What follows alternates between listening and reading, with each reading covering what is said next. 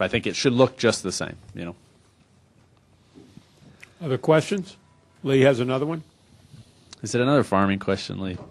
Are you going to come to my farm and hang out and mow with me? That's what I hear. I mean, Randy's trying to put it together, so hopefully we can, do a behind the scenes. But anyway, wanted to ask you about the transitions of going into this place at night, and will you learn something from the bush race tonight? Yes. Since it is nationwide race. Fine box. Yeah, right. All right. Sorry. Yeah, I think that we will learn some things. I think running the nationwide race, it starts at like 7:45 or something. Starts pretty late, so we'll get to run, deep into the night with that tonight, and I'll get to see how the track changes. The track right now, if you look at it, it's taken rubber the whole way. It's real slick and greasy. There's a lot of heat in the racetrack, and I'm interested to see how that works when it cools off. 50 degrees of track temperature, or whatever the number is that it'll cool off. It could be a lot different.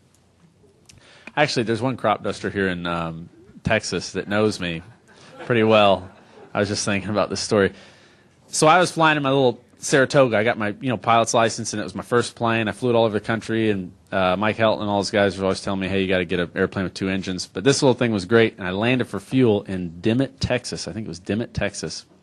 And that looked like a good place to land on the map, and I didn't think to check the windsock, all right?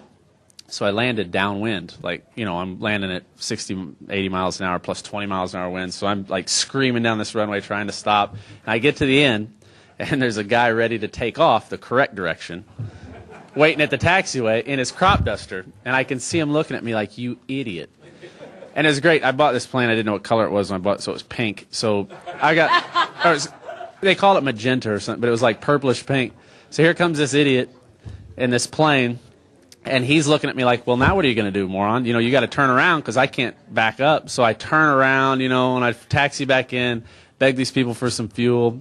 And they're like, oh, you're a NASCAR driver, Carl Everson. I was like, the only guy that saw that landing was this one guy.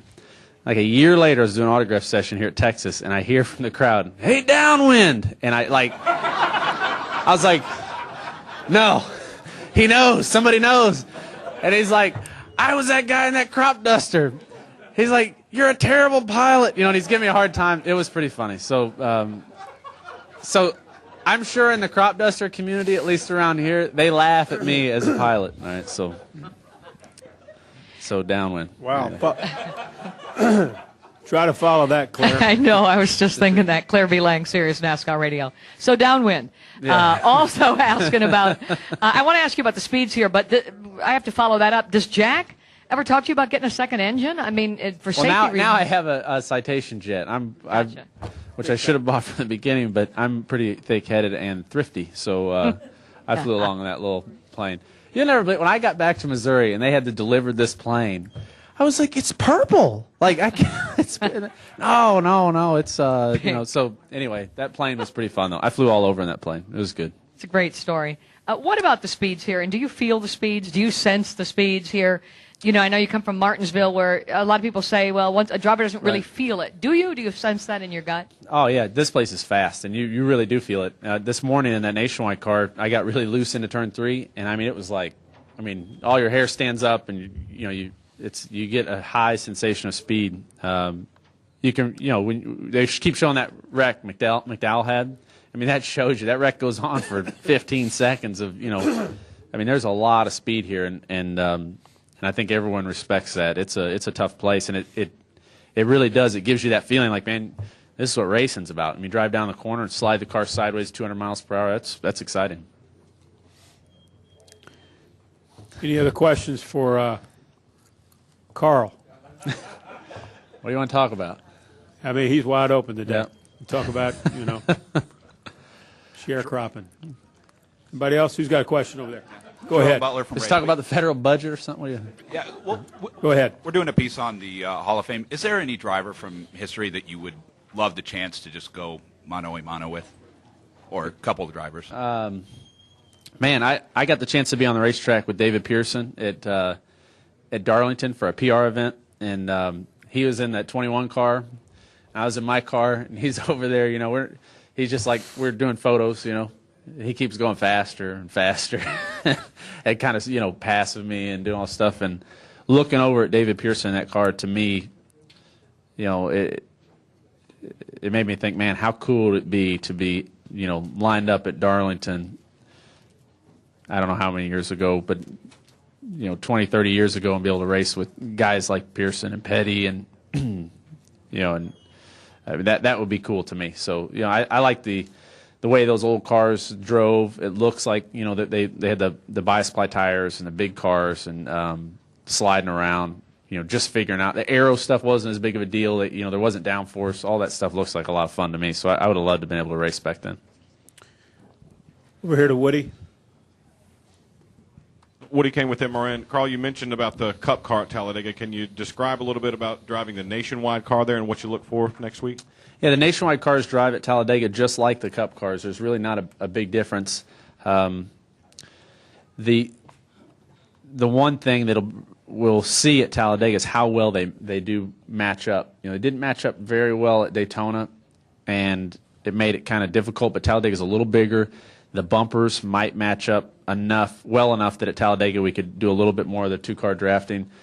My Daytona race didn't last very long because we had a little bit of trouble with we burned a spark plug wire at Daytona, so I didn't get to race real hard for very long in that race. So I wouldn't.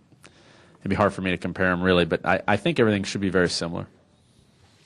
Go to Lewis, and then we'll go in the back to Jerry. Louis, Frank Reuters. Okay, racing question. Okay. You're going to go to Kentucky for the first time in a Cup car. What do you and Bob do to prepare for a track, to go race there when you can't test? That's going to be tough. I mean, Kentucky's got bumps and character and, lines that are smooth, lines that are bumpy. It's got banking changes that we don't see at other racetracks. So that track is going to be a track that I think the first time there, you're going to see guys struggle that don't usually struggle, and you're going to see teams maybe figure things out that and have a huge advantage right off the bat. So for us, we'll just look at the Nationwide notes the best we can. I'm sure Bob and the engineers will be really paying attention to that Nationwide race before the Cup race. And but man, that's going to be a cool event.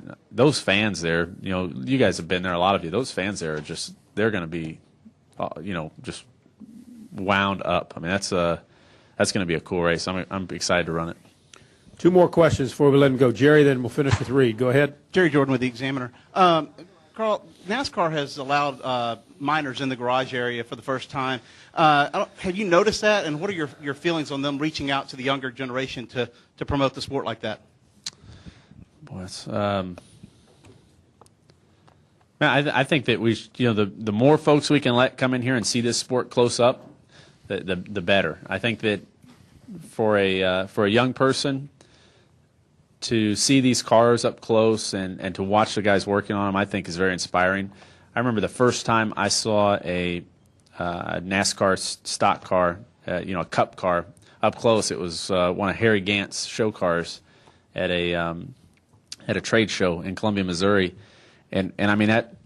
I can still remember looking at the car, seeing how the body was put on the chassis, and looking really close at the driver's compartment and seeing everything. And to me, that made a huge impression on me just to see how that car looked in person. So, the more folks we can have see this sport up close, the better.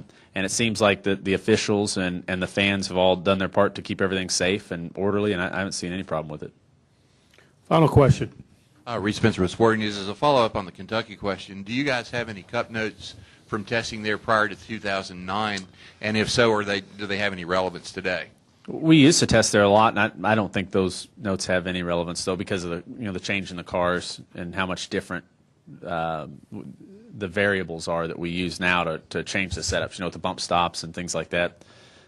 But yeah, I don't think we can rely on that. I mean, that's going to be fun. It's going to be like, back in the day when we were running around racing modifieds and stuff and going to a new racetrack. I mean, it's going to have that kind of exciting feel, going and seeing something different and working at it. That'll be cool. Carl, thank you very much. Good luck tonight and good luck tomorrow. All right, guys. Have a good one.